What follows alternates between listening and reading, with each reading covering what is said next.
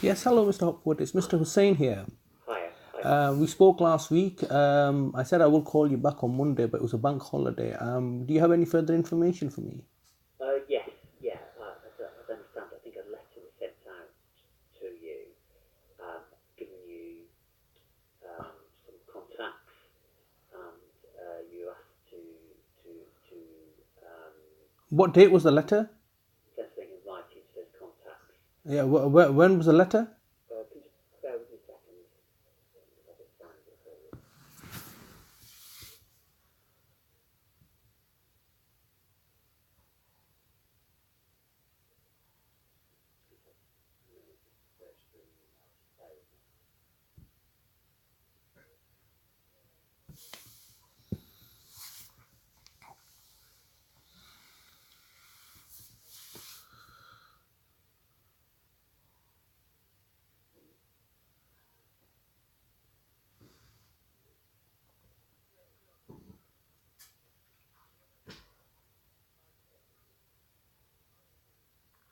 Could you give me a call back in a minute when I found it? No, I don't mind waiting. Take your time.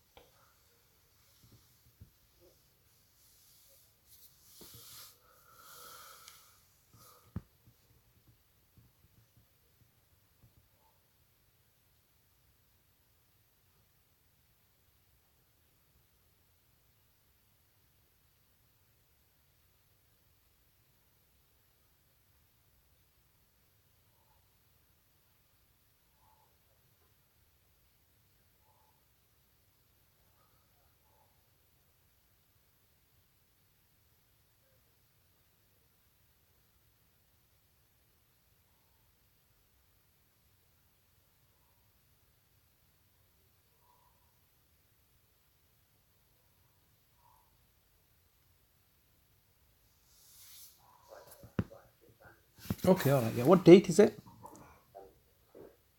was sent on the 20th of March. 20th of March. That was the date of the letter.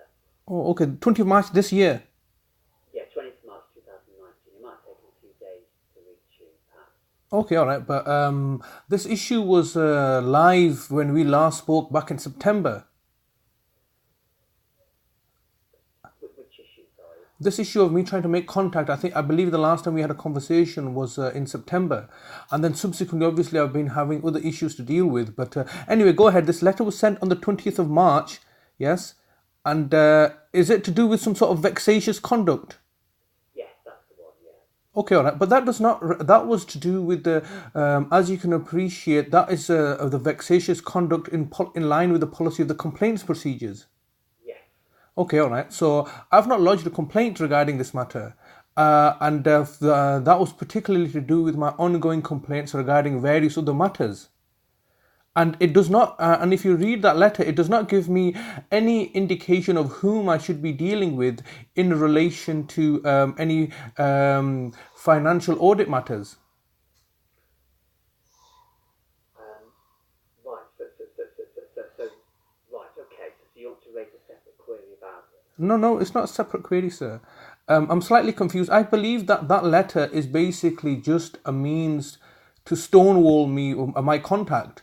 It basically says, "Oh, look, you're being very vexatious," and that is a very subjective term, isn't it? I mean, I can say you're being vexatious, according to my principles and beliefs. And so, but though that letter was sent, as you've quite rightly stated, on the 20th of March, as a result of me raising a plethora of complaints regarding senior management, particularly the CEO, Kirsten England, and various other members of senior staff. And it was felt that my complaints were becoming numerous, and so therefore a letter was sent regarding a vexatious policy that the council has actually redesigned with complaints, vexatious policy with me specifically in mind. So they've basically redrafted a new vexatious document specifically with myself and my conduct in mind, and asked me to adhere to this, and I responded saying, well, I mean, that's kind of that doesn't seem right in principle, does it? For example, if I ring up British Gas, they're not gonna make a specific policy for me, are they? And so similarly, I don't understand what validity that document has in relation to the inquiries that I raised with yourself last year. Well, so my understanding is what you've been asked to do, and obviously, so I just set out my understanding, Okay, sure, go ahead. which is that if you've got a query, Uh-huh. if it relates to legal proceedings, Uh-huh. then the letter sets out that you write to Bradford Social Care Legal Team. Uh-huh. Uh-huh. If it's a freedom of information that you send it to Yep. information, Mm-hmm. then if it's any other query, then you send it to the complaints officer at bradford.gov.uk. Uh-huh. Set out your concerns. Okay. So that's my understanding of what the letter is saying. Mm-hmm. Mm-hmm. Now, so I think what you're saying to me is that the letter doesn't address if you've got financial and order issues. Yep. Now, so my reading of the letter would be that because it doesn't come under any other categories, therefore you've been asked in the first instance to send it to the complaints officer. Okay, well, I mean that's your understanding and interpretation of that letter, which was actually drafted by yourself, the council, and which I have clearly highlighted that my understanding is that's just a stonewalling attempt to prevent my contact. Now, as you can appreciate, as a member of the public, as any member of the public, there are certain points of contact that I have with the local authority as an external agent. One of those being that I, as any resident or any member of the public, can make a freedom of information request. Okay. That's the first point. The second point is that as any member of the public, I can make a freedom of information request. I can make a subject access request, saying that, look, I would like my personal data that you hold about me. I would like you to, obviously disclose that to me. So that's true for any member of the public. Also, any member of the public can ring in and raise a complaint to the way they've been treated. What is it that you want? Okay, all right. Just 1 second, sir. I mean, I'm just trying to. Please give me the opportunity to address the point. So, what I'm trying to say is that any member of the public can make these contacts with the local authority. Now, all those. Hello. Hello, sorry, carry on. Yeah. So all those other points I have actively been pursuing in the past, but I also, as a member of the public, as you are fully aware, I can also make contact with the local authority under the provisions set out in the previous Audit Commission Act. All right. And so, therefore, excluding all the other things that I have been pursuing, which I have been actively pursuing, such as numerous freedom of information requests, I've made numerous subject access requests, I've made numerous complaints. All right, and so that letter addresses those issues, but this was an issue that was separate to them, and these queries were raised understandably last year when every year I'm afforded an opportunity as a member of the public to inspect the accounts. Okay, fine. So could we just take each of those issues one at a time? Okay. Right, I'll come back to the issue about the account inspection. Okay. So, at the moment where we are is I think you want to raise a sort of a separate query related to finance and audit, which you're saying isn't covered in the terms of the letter. It's not. Sorry, it's not a separate query. It's an ongoing query that was commenced several years ago, but particularly last year. There's an ongoing.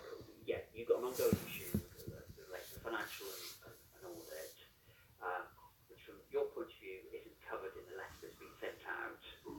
In terms of obviously, you've got to bear in mind, to the council, my understanding of the letter, what it's saying is that if it doesn't come under, if your quote doesn't come under legal or other categories, then it should go to the complaints officer in the first instance. So, okay, all right. Can I just stop you there? So what could? So I'm just going to suggest a solution. Okay. Which is that you could send your issues in writing to the complaints officer, which then makes things more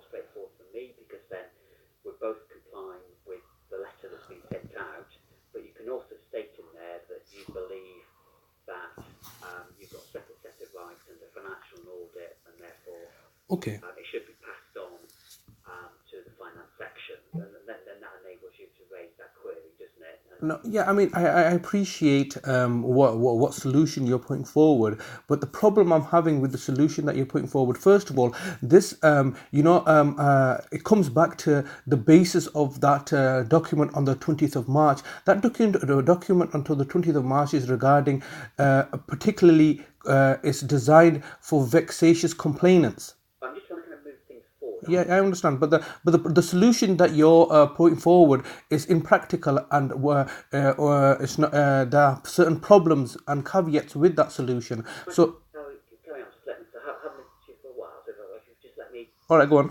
So, I'm not trying to put a hurdle in your way, but obviously, if I've been, told as not at the council, the direction you've been given is to go through the complaints office. Therefore, I cannot then start going, asking you to go through another way, can I?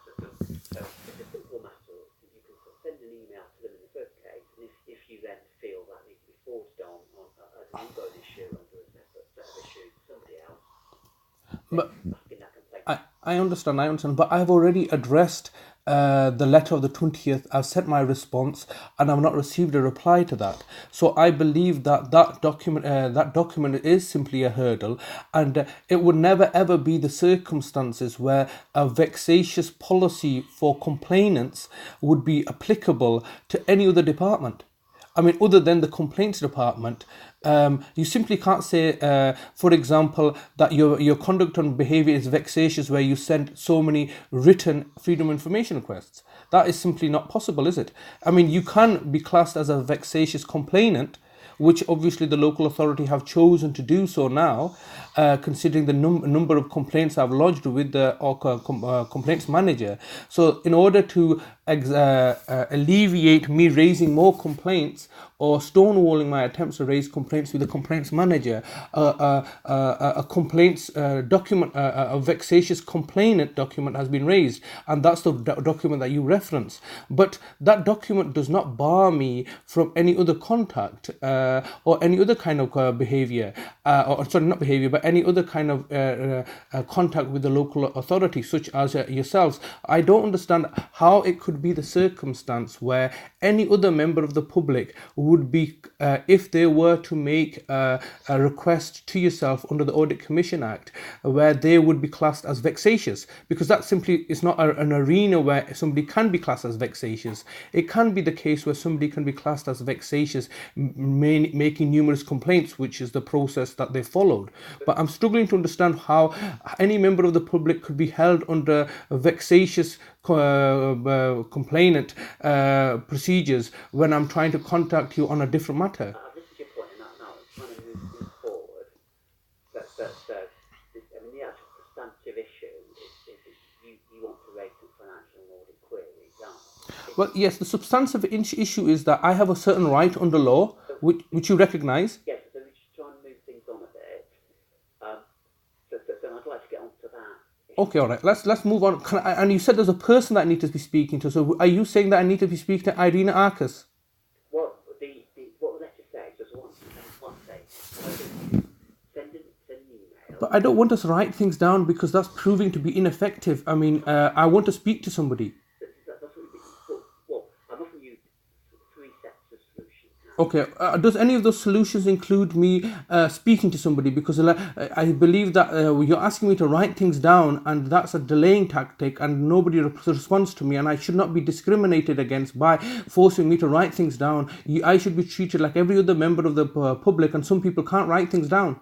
We need to move things forward now, don't we? Yeah, go ahead. And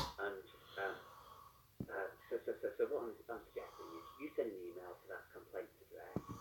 You set out, you say there's a financial audit issue which you don't believe has been addressed in a letter, and raise what your issue is and ask for it to be directed to the correct officer. That then gets the... Okay, that's solution number 1. And as part of that, I will contact the complaints office myself and say, my phone is sending in this email. Please can you let me know how you want me as an officer of the council to deal with it. That then gets the issue No, but then you're circumventing me to go through this policy of the vexatious complainant, which I don't accept. I've wrote back to them saying I don't accept this. You can't write a policy for me. So ultimately, you're rerouting me back through a process which is in essence discriminatory towards me. Can we get on to the issue then? The issue is that you want to raise the financial audit issue, and it's come up, hasn't it? For as you say, it's an ongoing query that's come up for a while, and where we are on that is if you're saying to me you want all the information in our systems as a download onto a memory stick. No, when did I say this? We've had this debate, haven't we? Oh, have we? Okay, all right, go on. You want all the information downloaded from our financial system, and that we're just not set up like that. It isn't pass. There's all sorts of issues, and then I'll send you the audit commission guidelines, and then we get into a debate about that. But what you can access the information, but what you need to do is just be a little bit more specific. Okay, all right. Well, I think I mean, thank you. Let's move on to the substantive issue. This is the substantive issue. Now, my understanding, I mean, the reason I recently rang yourself up, because there's been a gap in my contacting yourself. I last spoke to you, I believe, sometime in September, August last year.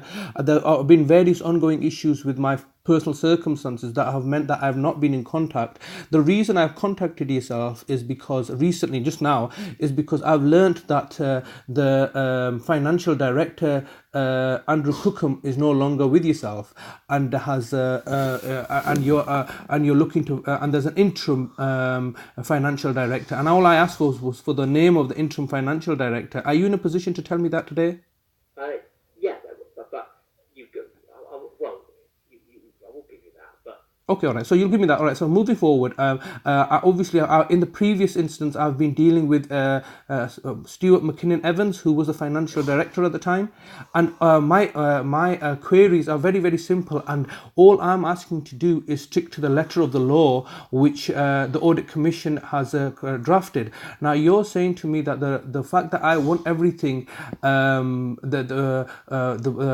like I've explained is simply not designed that way. Well, I take issue with this because it should be designed in a way where I, as a private member of the public, can come down and inspect every single receipt. Now, in order for me to and take copies of them. Now, practically speaking, I could do that. I should be allowed to do that. But rather than coming to your office and sitting there and taking copies with my telephone, or taking photographs of every single receipt, it would be more conducive if you did that, saving me the time and send me the copy of that, rather than for me to deal with your analysis of the spending. All I'm asking for is a comprehensive, detailed account of your expense receipts. Yeah, so and I'm just going to go round in circles, But why can't I do that? Because that's exactly what the letter of the law says that I should be allowed to do.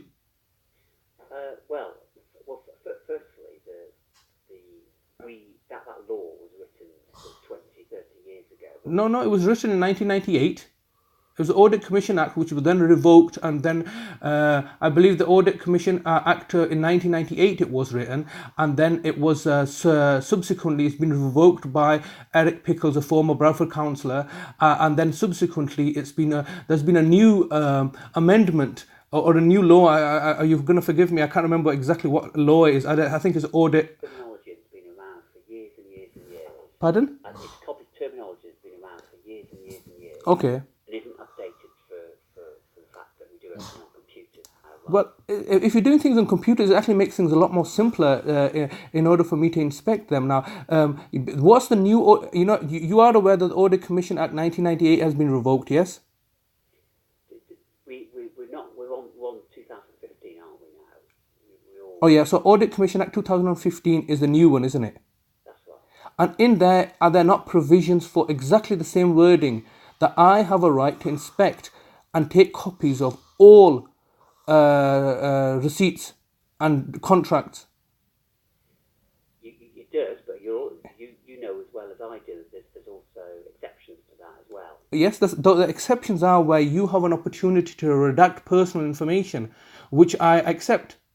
So any personal information you are within your rights to redact, but the way you're presenting, I mean, all I'm asking you to do, and this is very simple terminology, is that you, the local authority, are obligated under a law. That law is the Audit Commission Act 2015, and in there it says that I, as a citizen, have a right to inspect and take copies of everything. As a compromise, rather than me coming to your office and copying everything, which I presume is going to be in the several thousands, tens of thousands, is that you take a copy of them and put them on a memory stick and give them to me. That's it. Now, if there's any personal data, you are within your rights to redact that information. But you simply can't say to me that because it's really complicated or because it's not designed, we've not designed our systems that way, that we're not going to comply with your request. Because if you're not complying with my request, then you're acting unlawfully. No, that's because as you know,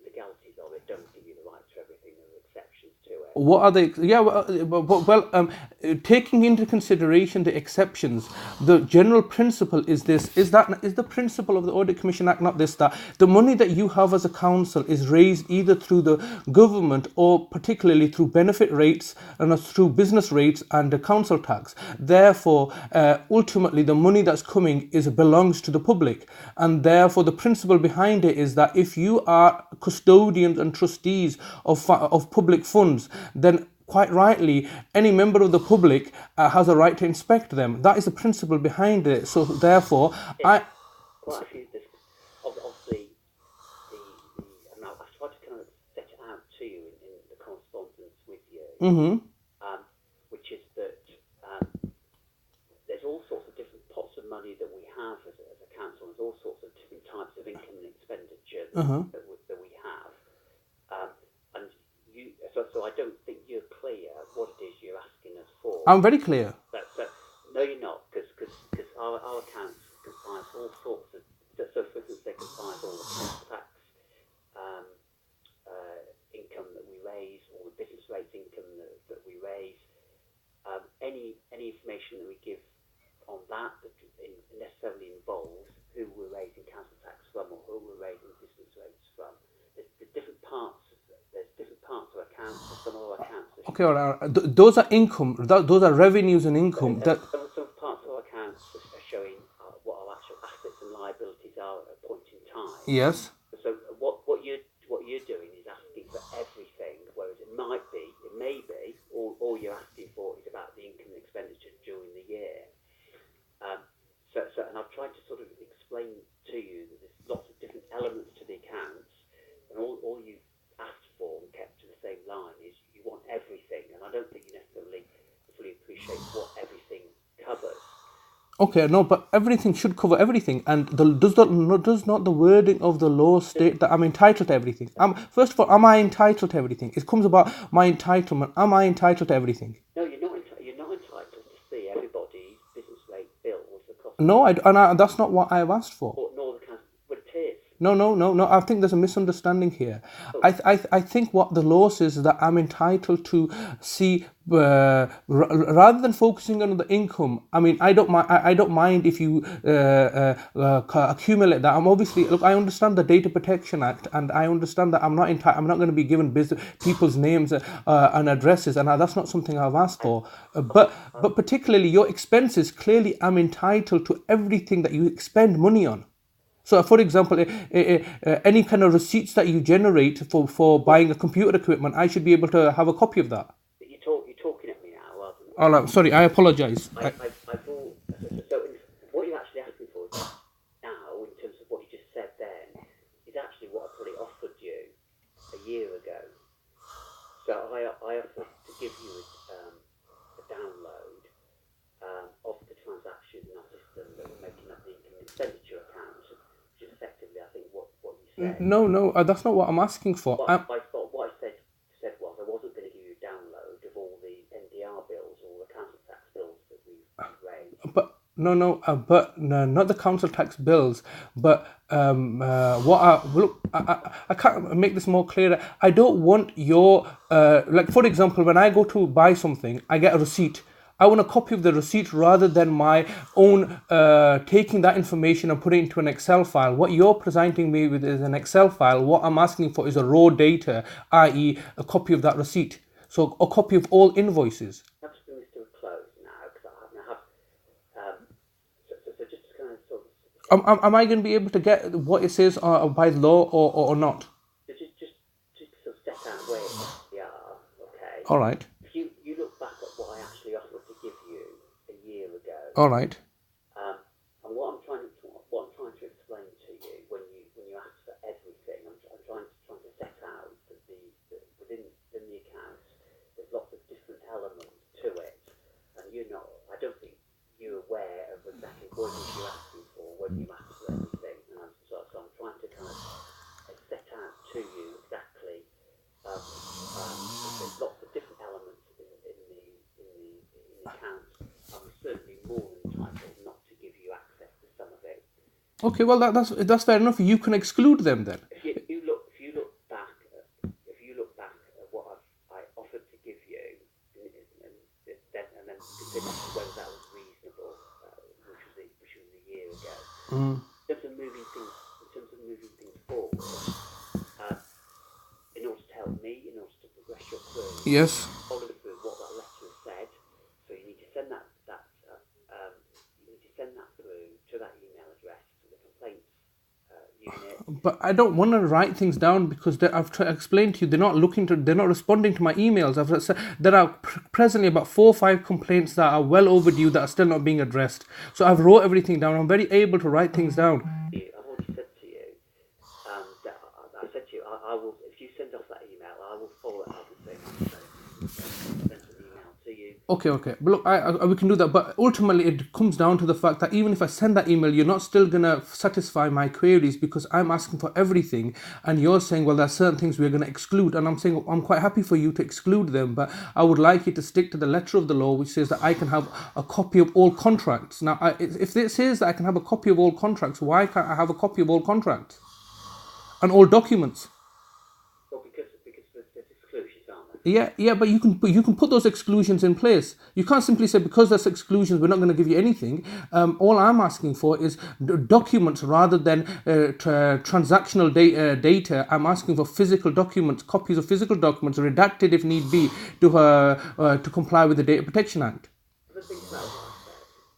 Okay, I'll have a think about what you've said, and but I just feel that it's a futile exercise if I'm not going to get what I'm entitled to. And do you accept that the wording of the law states that I am entitled to everything? I can take a copy of everything. No, I mean, But that's your what does it say? Do you have the law in front of you? I don't have it in front of me, but I know fully what it says. Yes, and it says all documents, contracts, receipts. It says that clearly. I don't think how more clear I can say it. It says all. What I'll do is I'll send you an email and No, I don't want an email because you're not meant to be corresponding with me in the first instance. So I set out to you what you need to do. Yes, but you're telling me to do something that's prejudicial. But I'm trying to help you. I've undertaken to then follow up and say I understand you're raising this query, and I've also said to you that I'm happy to give you information, but you have to have Sorry? But you have to be reasonable. So No, does the law says that I need to be reasonable? the law sets out in the clauses that you haven't covered the exceptions. But that's for you to deal with the exceptions. I'm not going to be dealing with every single exception saying, well, I don't even know how I would go about doing that. All I'm doing is saying, look, according to this section of the Audit Commission Act 2015, it says I'm entitled to all receipts, all documents. So they wouldn't have written that. If there are exceptions, you can say, Mr. Hussain, this is everything that we have, but this has the caveats of these exclusions. And you can highlight to me those exclusions. No, that's very clear. I mean, we're not going around in circles. The law is very clear. It says all documents, receipts, and for several years I've been trying to get this information. And so what I'll do is, if you want me to, I will do what you're saying. But I think it's just an exercise in futility because ultimately I'm just going to end up going around in circles. I've been going around in circles for numerous years now, and I'm not getting what I've asked for and what the law says I'm entitled to. So I think we should bring the conversation to a conclusion now. But I am actually trying to help you. You're not though, because you're not accepting the fact that I have, under the law, it says I'm entitled to all receipts. with the provision that certain information is going to be redacted. Because I'm not saying I'll give you everything you're asking for. But the law says I am. But we've been through it, haven't we? So there's sections to it, and don't ask me. I sent you the actual guidance. Yeah, you sent me the guidelines and I responded to them. Those are only guidelines and you've taken them out of context. I think I responded, if my memory serves me correctly, you have rehashed guidelines. I don't care about guidelines. I care about what the law says, and I directed you to the exact law. And I said, look, guidelines are there to assist you as officers to understand the law. And ideally that you've taken them out of context in order to rehash things. But the law is what the law stands at, and that's what's been created by my elected members of parliament. And they've created a law that says that I, as any member of the public, can have a copy of all receipts and documents, and not just access to data, but actual physical copies of documents. If there's any personal information, you are within your rights under the Data Protection Act to remove personal information identifying individual people, because that is a protection of their rights. But I'm still not clear about what the law says, and you've sent me to some guidelines which were incorrect.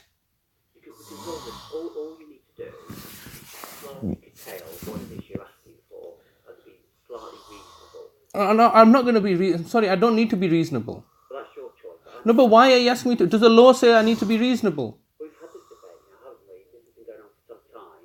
You quoted me one clause and I've quoted you another clause. No, I've quoted you the law. No, you quoted me one clause. I've quoted you the law. All right, look, you know what is, Mr. I'm getting slightly frustrated, and I don't mean to come across as being rude or disrespectful. I think we should look to end the conversation now. Okay. Thank you very much, sir. Right, thank you. Bye. So I'm on half an hour going around in circles.